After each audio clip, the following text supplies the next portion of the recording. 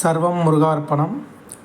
இன்றைக்கி நம்ம என்ன பார்க்க போகிறோம்னா, கிரகங்களோட சொந்த வீடு, உச்சம் நீச்ச வீடு, மூல திரிகோண வீடு, இதனால் எங்கெங்கே இருக்குது, இதனால் என்ன பலன், அடுத்து சந்திரன் பெற்ற சாபம் என்ன, இதை தான் இன்றைக்கி நம்ம ஃபுல் வீடியோவில் பார்க்க போகிறோம்.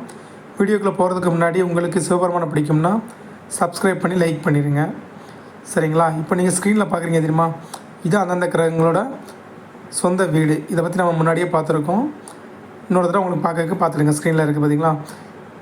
மேசத்துக்கு செவ்வாய், ரிஷபத்துக்கு சுக்கிரன், மிதுனுக்கு புதன், கடகத்துக்கு சந்திரன், சிம்மத்துக்கு சூரியன், கன்னிக்கு புதன், துலாமுக்கு சுக்கிரன், விருச்சிகத்துக்கு செவ்வாய், தனுசுக்கு குரு, மகரத்துக்கு சனி, கும்பத்துக்கு சனி, மீனத்துக்கு குரு.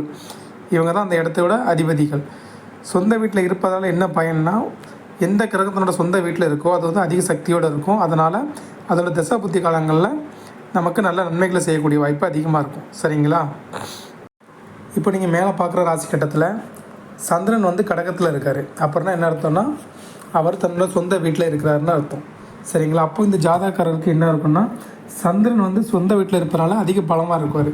அதனால் அவர் தசாபுத்தி காலங்களில் நல்லதை செய்வார். சந்திர தசையோ இல்லை சந்திர புத்தியோ அவருக்கு எப்போதும் நல்லதே செய்யும், சரிங்களா? சந்திரனை வச்சு தான் நம்ம ஒருத்தரோட மனநிலை எப்படி இருக்குது, அவரோட தாயார் எப்படிங்கிறது நம்ம கண்டுபிடிக்க முடியும். ஏன்னா சந்திரன் தான் தாய்க்கும் மனநிலைக்கும் காரகம் வைப்பவர், சரிங்களா? இப்போ சந்திரன் சொந்த வீட்டில் ஆட்சியாக இருக்கிறதுனால இந்த ராசிக்காரரோட மனநிலை வந்து தெளிந்த மனநிலையாக இருப்பார். அதாவது குழப்பவாதியாக இருக்க மாட்டார். நல்ல தெளிந்த மனநிலை அவருக்கு எப்போதுமே இருக்கும். அவங்களோட தாயார் வந்து நல்லபடியாக இருப்பாங்க, சரிங்களா? ஏன்னா தாயார் வந்து கூடிய சந்திரன் வந்து ஆட்சி படிச்சிருக்கனால அவங்க தாய்க்கு ரொம்ப நல்லதை கொடுக்கும். நல்ல மனம் இருப்பாள், தாயார் நல்ல விதமான இருப்பாள். ஏன்னா சரிங்களா, சந்திரனும் ராகும் இருக்கிறான்னு சொல்லுங்களேன். இதே இடத்துலையும் அந்த ஜாதகர் ரொம்ப சுயநலவாதியாக கண்டிப்பாக இருப்பார். இல்லை சனி சேர்ந்துட்டார் இது கூடன்னா, அவர் வந்து எதையுமே ஓப்பனாக பேச மாட்டார். வெளியே ஒன்று பேசிட்டு உள்ளே ஒன்று வச்சக்கூடிய மறைக்கக்கூடிய நபராகத்தான் இருப்பார், சரிங்களா? இது அப்புறம் நம்ம பார்க்க போகிற வீடுகள் தான் மூலத்திரிகோண வீடுகள், இல்லை மூலத்திரிகோண ராசிகள் சொல்லலாம், சரிங்களா? இல்லை உங்களுக்கு உதாரணமாக ஈஸியாக புரியுத மாதிரி சொன்னால், ஒரு கிரகம் நீச்ச வீட்டில் இருக்கிறத விட பகை வீட்டில் பலம் அதிகமாக இருக்கும். பகை வீட்டை விட சமமாக இருக்கக்கூடிய வீட்டில் பலம் அதிகமாக இருக்கும். சமமாக இருக்க வீட்டில் விட நட்பு வீட்டில் பலம் அதிகமாக இருக்கும்.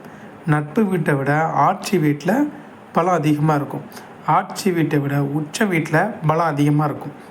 உச்ச வீட்டை விட திரிகோண வீட்டில் பலம் அதிகமாக இருக்கும்.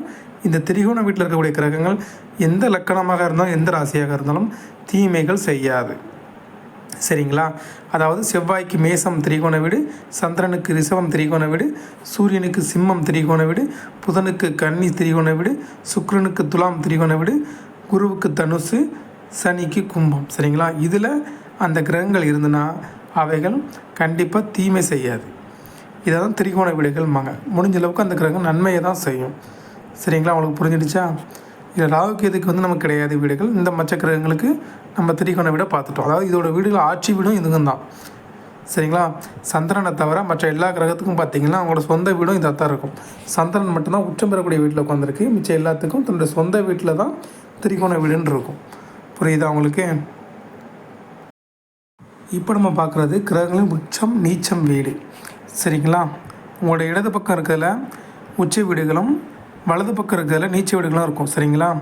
அதில் மேசத்தில் சூரியன் உச்சம், ரிஷபத்தில் சந்திரன் உச்சம், கடகத்தில் குரு உச்சம், கன்னியில் புதன் உச்சம், துலாமில் சனி உச்சம், மகரத்தில் செவ்வாய் உச்சம், சுக்கிரன் மீனத்தில் உச்சம் பெறுவார், சரிங்களா? நீச்ச வீட்டில் பார்த்திங்கன்னா மேசத்தில் சனி நீச்சம், கடகத்தில் செவ்வாய் நீச்சம், கன்னியில் சுக்கிரன் நீச்சம், துலாமில் சூரியன் நீச்சம், விருச்சிகத்தில் சந்திரன் நீச்சம், மகரத்தில் குரு நீச்சம், மீனத்தில் புதன் நீச்சம், சரிங்களா? இப்போது இதில் பச்சை கலரில் கொடுத்துருக்கிறது எல்லாமே அந்த இடத்துல உச்சம் பெறக்கூடிய கிரகங்கள். சிகப்பு கலரில் கொடுக்கக்கூடிய எல்லாமே அந்த இடத்துல நீச்சம் பெறக்கூடிய கிரகங்கள். அதாவது இதில் எளிமையாக நீங்கள் பார்க்கணுன்னா, எந்த கிரகம் எங்கே உச்சம் பெறுதோ அதில் வந்து எண்ணி 7வது வீட்டில் நீச்சம் பெறும். நீங்கள் நல்லா எண்ணி பார்த்தீங்கன்னா தெரியும், சரிங்களா? செவ்வாய் வந்து கடகத்தில் நீச்சம் பெறுகிறார். அங்கேருந்து எண்ணி வந்து பார்த்திங்கன்னா கரெக்டாக 7வது வீடு மகரம் வரும். என்றது எப்போவுமே அவர் இருக்க வீட்டு சேர்த்து தான் முதல்ல எண்ணிக்கணும் 1ன்னு, சரிங்களா? கடகம் 1, சிம்மம் 2, கன்னி 3, துலாம் 4, விருச்சகம் 5, தனுசு 6, மகரம் 7. கரெக்டாக 7ல் பார்த்திங்கன்னா செவ்வாய் உச்சமாயிட்டார்.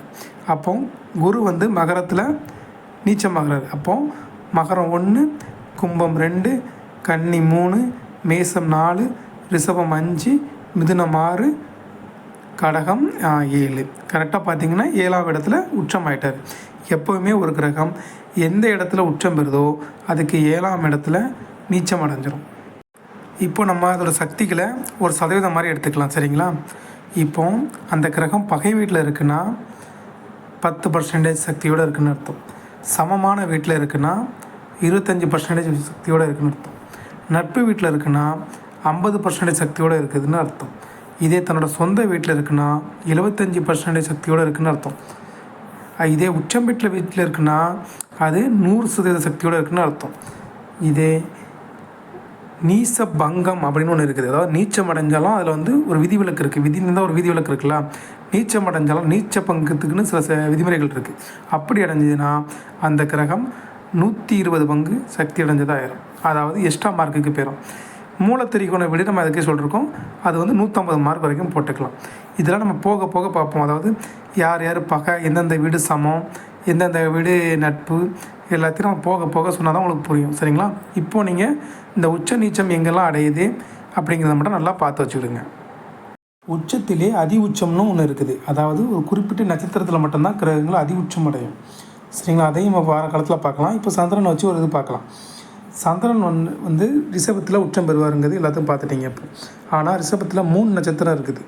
கார்த்திகை இருக்குது, ரோகிணி இருக்குது, மிருகசீரிஷம் இருக்குது. கார்த்திகையோட 2, 3, 4 பாதங்கள் இருக்குது. ரோகிணியோட 4 பாதங்கள் அங்கே தான் இருக்குது. மிருகசீரிஷத்தோட 1, 2 பாதங்கள் அங்கே இருக்குது. அவர் ஏன் ரோகிணியில் மட்டும் அதிக உச்சம் அடைகிறாருன்னா அவருக்கு ரொம்ப பிடிச்ச நட்சத்திரம் ரோகிணி. அதனால் ரோகிணி நட்சத்திரம் இருக்கும்போது மட்டும் எப்போவுமே சந்திரன் வந்து அதி உச்சம் ஆவார். உச்சத்துலேயும் அதிகம்.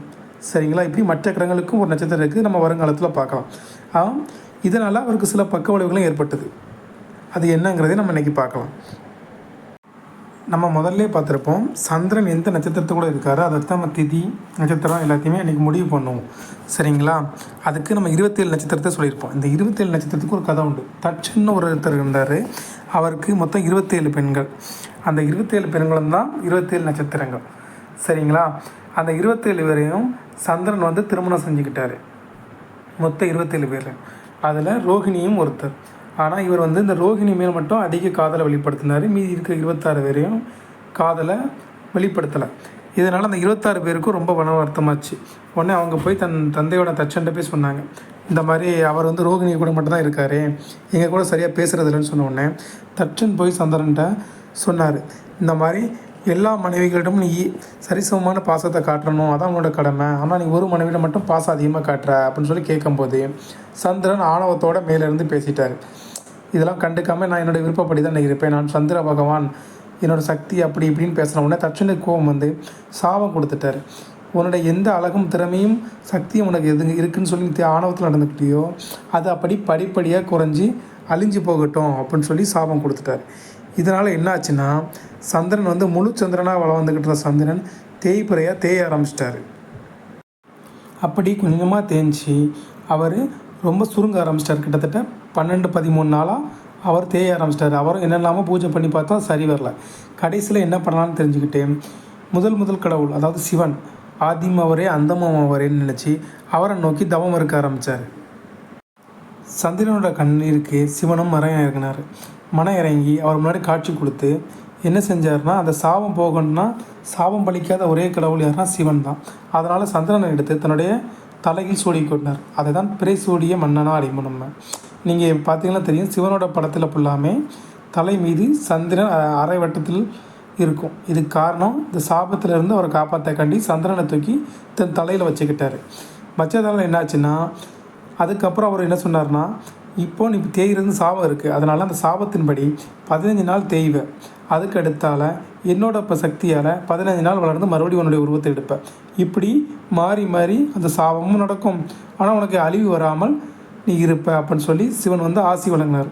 இதனால தான் சிவன் தலையில் சந்திரன் வந்த கதை அமைஞ்சுது. சரிங்களா? இந்த சந்திர பகவானை வச்சு தான் நம்ம ஒன்று தெரிஞ்சுக்கலாம், வாயை கொடுத்து வாங்கி கட்டிக்கக்கூடாதுங்கிறது. சரிங்களா? சரி, அதை அவர் குடும்ப பிரச்சனை நம்ம விட்டுருவோம். மறுபடியும் நம்ம கதைக்கு வரலாம். சந்திரன் வந்து பூமியை சுற்றிக்கிட்டு தன்னை சுற்றுதுங்கிறது நமக்கும் தெரியும், உங்களுக்கும் தெரியும். சரிங்களா? அதனால தான் பௌர்ணமி, அமாவாசை எல்லாம் ஏற்படுது. பௌர்ணமினா சூரியனுக்கு எதிர் திசையில் இருக்கும், அப்போ சூரியனோட ஒளியை வாங்கி ஃபுல்லாக கொடுக்குறதுனால அன்றைக்கி வந்து பௌர்ணமி. அமாவாசைனா சூரியன் சந்திரனும் ஒரே இடத்துக்கு வந்துடும், அதனால் அது அமாவாசை. அன்றைக்கி வந்து சூரியனோட ஒளி அதிகமாக இருக்கனால சந்திரனோட ஒளி வெளியே தெரியாது. சரிங்களா? இது நீங்கள் பார்த்துருப்பீங்க. ஆனால் நிலாவோட இன்னொரு பக்கத்தை பார்க்க முடியுமா அப்படிங்கிறது நிறைய பேருக்கு சந்தேகம் இருக்கும். நிலாவோட இன்னொரு பக்கம்தான் அந்த தேய்பிறை.